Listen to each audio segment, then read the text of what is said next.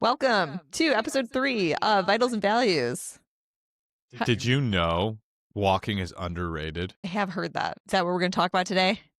We're talking about walking, and you're talking to the guy who loves pec flexes and strength training. But look at bam, bam, bam, bam, bam, bam. You guys, if you were just listening to this, you really need to watch the video. It's impressive. But I will say, walking is one of the most underrated things for fitness. So I'm looking forward to this episode. Who between the two of us walks more? Do you want to tell the world? All right, so Lara and I, the Rings app for Apple, we shared or whatever, so we're friends on there, and so I see her burning calories per day and her steps and all that kind of stuff. She has a cheater watch. Nope. That I swear gives her more steps and more calorie burn than me because there's like I don't. And I would also like to put it out there. So I'm a huge avid supporter of daily step counts and all this kind of stuff. Been doing it for years. When I walk on the treadmill, because incline walking on a treadmill is like one of my go-tos, it doesn't equate the incline of my steps. So even though maybe you get more steps than me, my steps are higher in calorie burn than yours. Wait, how do you figure that? Because I'm on an incline. Well, who's running sometimes? We're going to talk about this actually and we're going to have this discussion because I would argue that, and I got to look up the data on it, incline walking is better than running. That's a very bold statement, and it's very broad. Better for what? We're talking associating calorie burn. I would say calorie burn. Oh, okay. I don't know about that. Yeah, I have not looked up this research, so we're gonna look it up. I think I'm right. But you still haven't answered the question. What's the question? Who walks more? On average, you, but occasionally I win.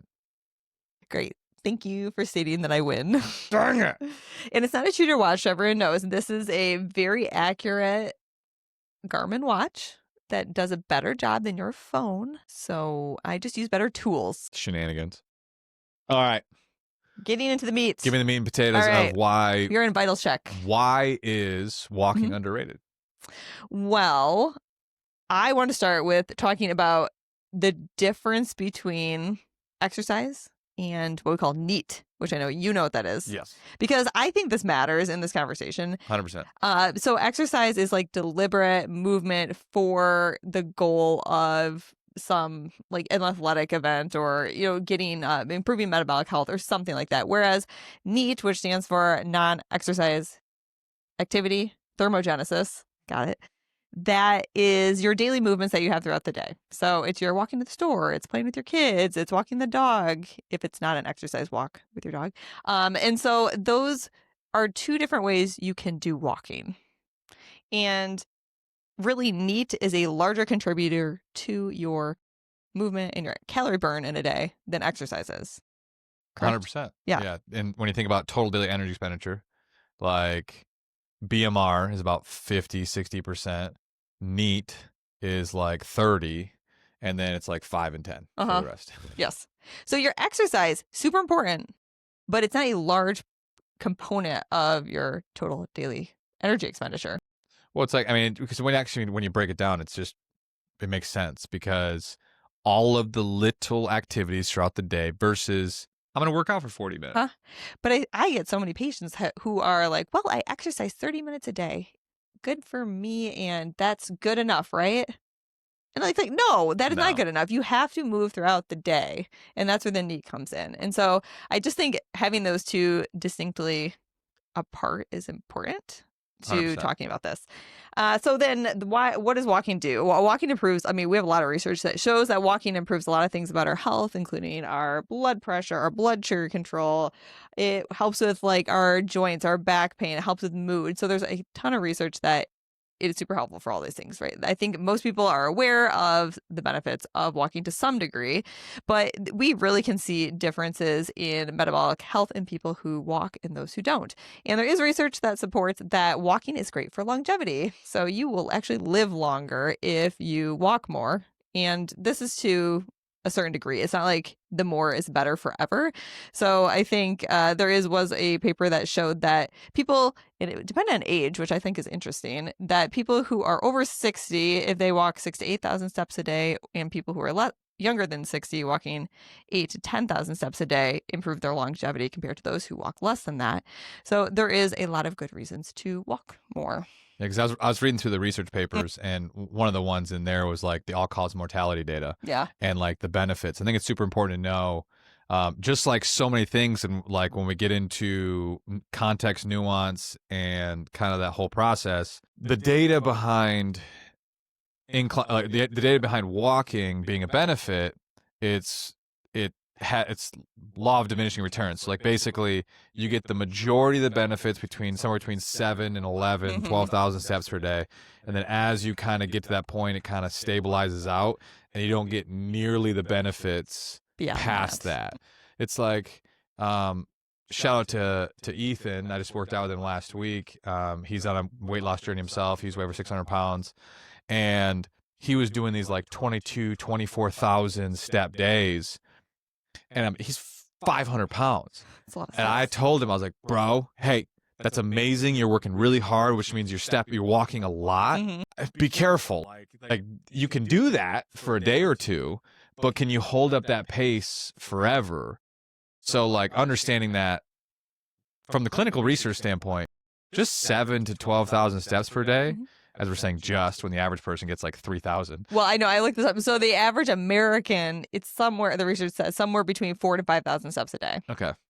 That's actually more than I thought. I was thinking like 3,500. It depends on what you look at, but that... 4,500. I mean, still, but like, come on, that's not a lot of stuff. No, it's like, because about a mile is what, 3,000 steps? I think. I think so. Yeah, I think it's somewhere in that range. So, like, yeah, when you think about it, that's average. Nothing. That means there's 50% of the population are walking less than that. That's so wild, and that's the whole day. The whole day. Like when you think about that, that's everything you're doing. Walking from your car, it's 4,000 to 5,000. That's just nothing. It's not a lot. It's not a lot. But no, 100%. Where was it going with that? No, all-cause mortality. I think one of the last parts it kind of goes into that transitions because the science is pretty clear on walking's good for you and it's underrated compared to, because you get into that whole thing. From values and focus, why do people not perceive walking as fitness or walking as like helpful? Well, people like to overcomplicate things. I mean, I think we see that with people and their nutrition. Like people are so confused about what should I do for my nutrition because I think it's being so overcomplicated. And I think the same thing happens in exercise where there's so many options for people that they don't know what they're supposed to do. And they think harder is better. If you sweat more, it's better. If you can't breathe after the workout, that was better. So I think people think those things.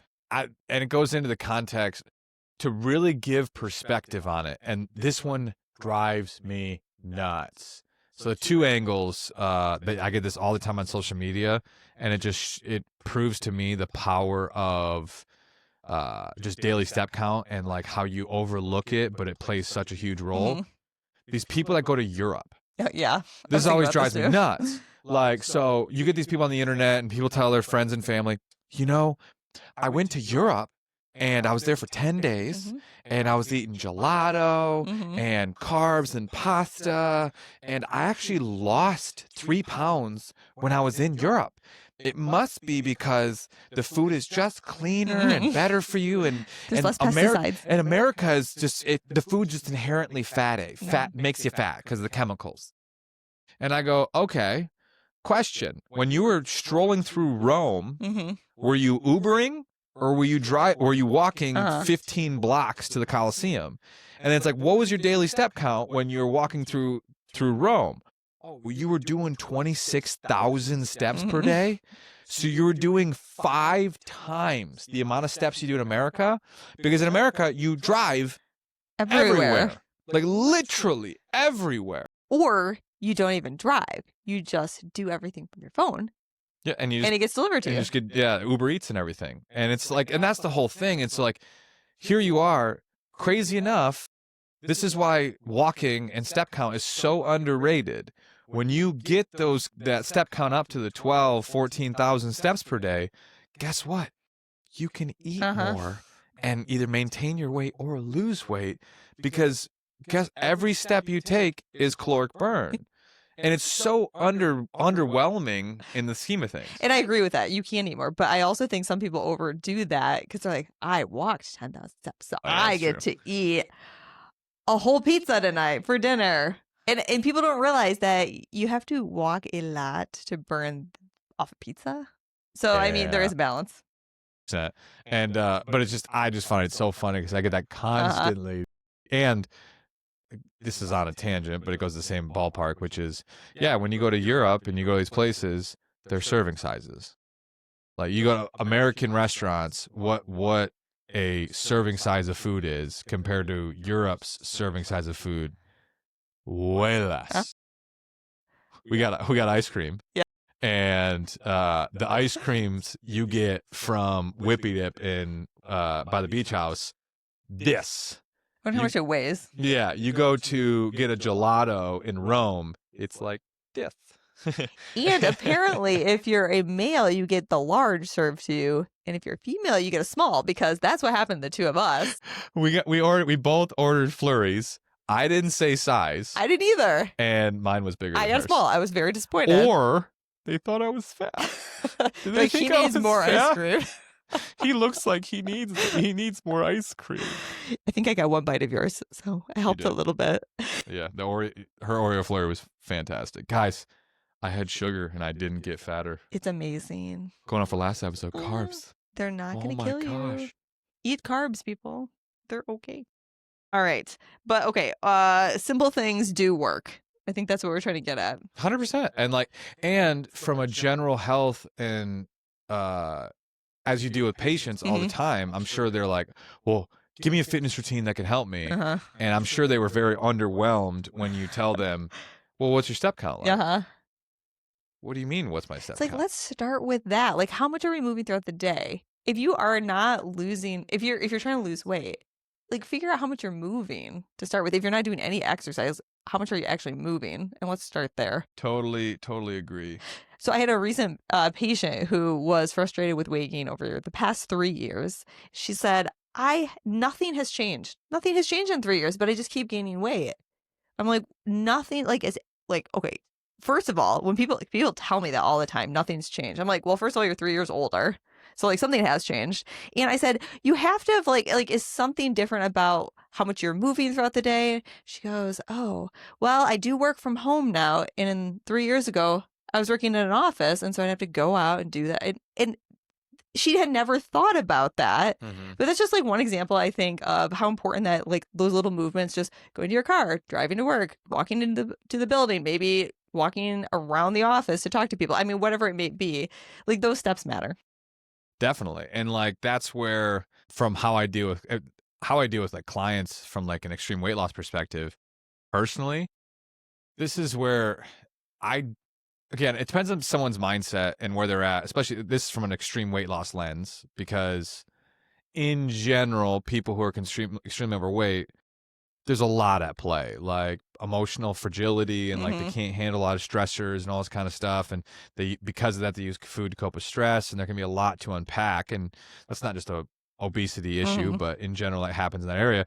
And so like in my realm, when I'm trying to help somebody, I want to make what can be the biggest shifts that feel like they're not a big deal. And so like it's always calorie count, protein count, step count. And for me, like for example, obviously I love strength training now, but day one, I remember when I was a freshman in college. I don't know if I ever told you the story. I think I probably did. Freshman in college, Troy, my roommate, bet me that I couldn't work out for 30 straight days.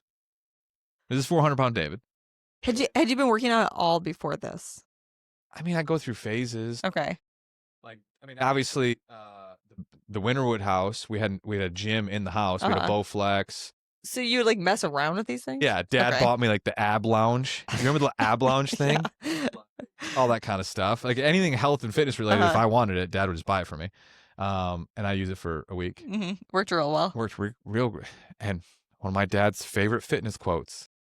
You know what the best fitness routine is? The one that you'll do? The one that you'll do consistently. Consistently. And But so I made a bet with Troy that I could work out for 30 straight days. And this was a learning curve for me because I went straight into strength training. And I was like, okay, I'm going to strength train. And 400-pound me, relatively emotionally weak, all this kind of stuff, and this all or none mentality. If you're going to do it, go all out. So I was like, I quit 14, 15 days in because I was doing these. I went from sedentary to just like compound lifting, strength training. And there was this one night where in the CMU dorms, it's like 2 bunk beds in a room, and then you have like a community area in the bathroom.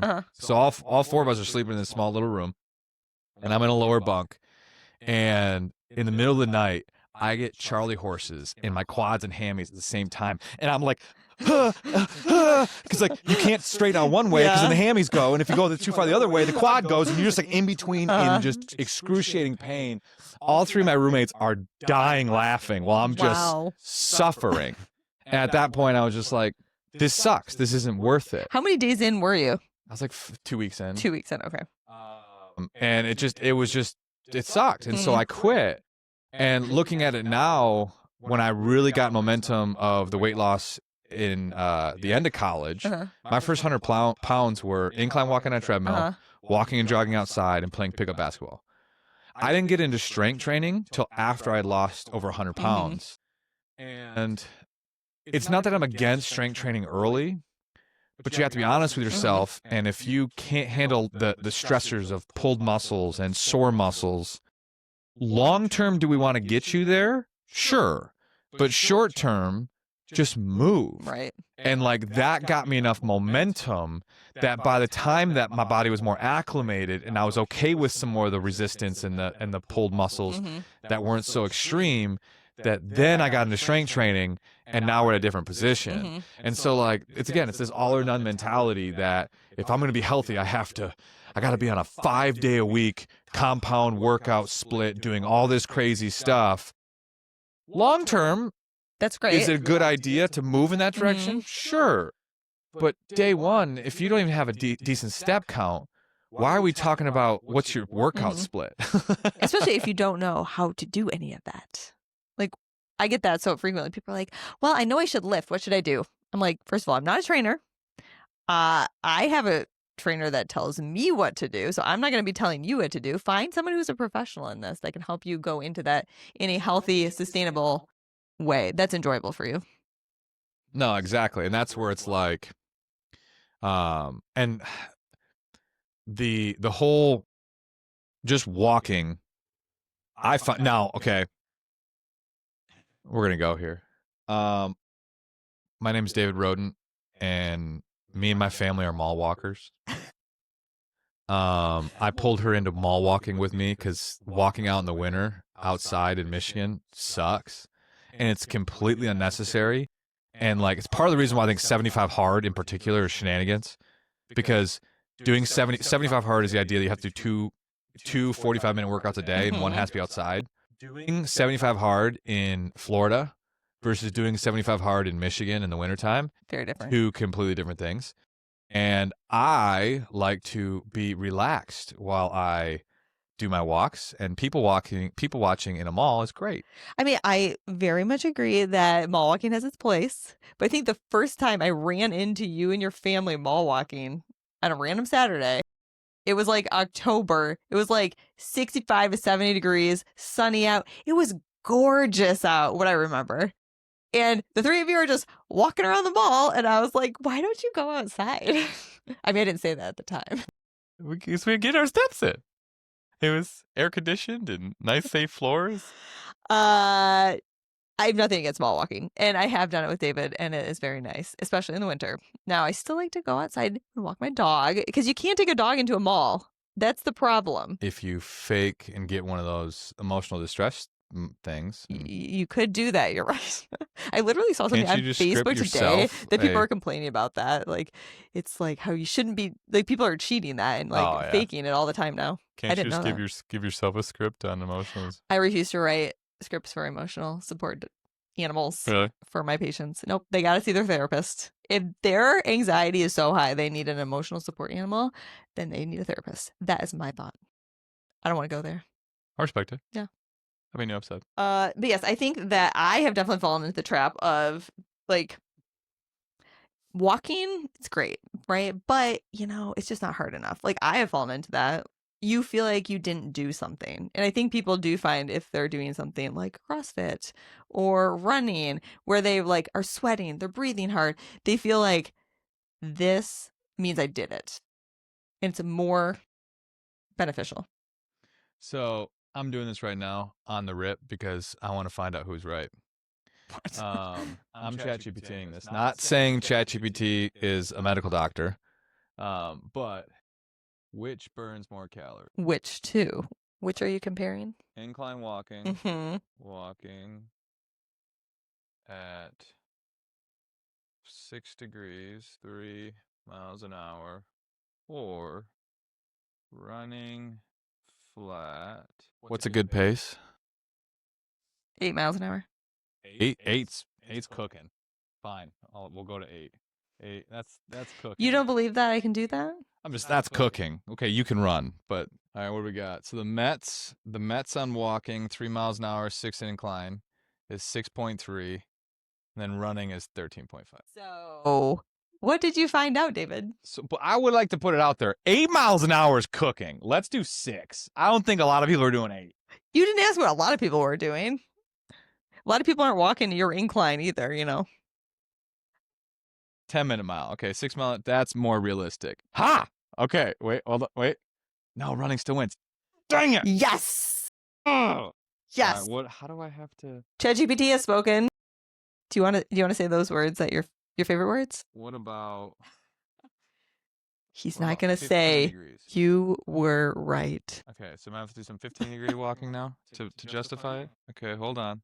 All right, so if I do 15 degrees at 3 miles an hour, I now beat your So running are pace. you changing your exercise routine? I may have to increase my incline walking. All right, check back next week, everyone. We'll find out if David has changed his incline. But on an angle with that, see what I like about, so when we talk about walking, especially when it comes to treadmill walking in particular, I can get work done at the same time. Like I can sit here and send emails and text messages, and I can edit videos. You can't do that while running. Don't you think you get some benefit from not doing those efficiencies? Things? Sure, I agree that can be very efficient. What about like the idea of like being outside in nature and enjoying the sunshine and listening to the birds and being mindful about the place you're in? How do you feel about those things? I plead the fifth.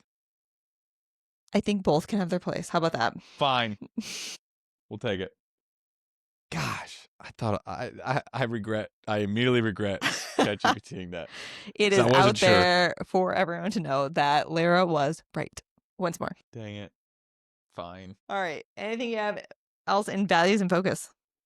No, that's pretty much it from there. And then obviously from the honest table discussion, like it's everything we've talked about. Walking is very straightforward. It's underwhelming, but extremely helpful. People have this all or none mentality that you have to do these crazy workout routines in order to have fitness.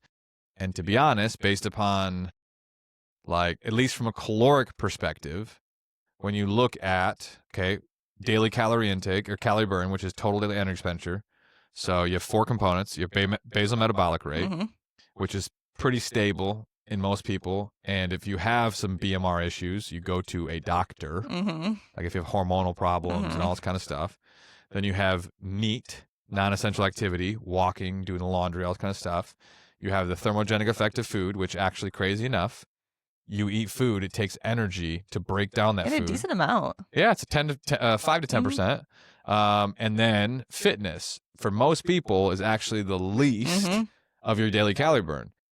So if you're going to focus on anywhere, focusing on increasing your NEAT is one of the best things you can do for your daily calorie burn, allowing you to eat an extra 2 to 3 apples a day. Not crazy. It's not crazy, but it's still a benefit. Not focus on like doing movement and exercise only for weight loss benefits, because I think that is not very sustainable for a lot of people. Oh, that goes really well into, I did a TikTok live earlier today. Yeah. And there was a guy on there asking some questions. He was 6'5", 400. And he made the comment to me and talking about like, I'm going to take one step back and then I'll step into this, which was, he's like, I'm working 100 hours a week remotely at home doing 2 computer jobs. Mm-hmm. And he needs to lose weight. And I was like, well, obviously weight loss is 90% nutrition, 10% fitness. And he said he got a treadmill for home on his desk, which is super cool. But I made a comment to him and I was like, well, yes, nutrition's going to help out a lot and your step count's going to move in the right direction being on a treadmill. There's still so much more to health and mental health, physical health. Mm-hmm. About getting outside, doing something physically exerting. Oh, I can't believe I'm agreeing. Dang it! He's changing on air. It's great. Shenanigans. But no, I said that right to him. I was just like, hey, obviously you're 400 pounds and just working on these 2 things is a great start. Mm-hmm. And we can roll with that for the first 100 pounds. Over time, we're going to have to incorporate some of the next levels to get you to put yourself in the best position possible. This is why, while yes, walking is a great start, it's still not the only thing that we should be talking about long term. But it's, in my opinion, the most underrated thing that you can do to help your health. And I think it's easy to track. Mm-hmm. Like, you don't have to, but like, it's kind of fun. At least I think it's fun.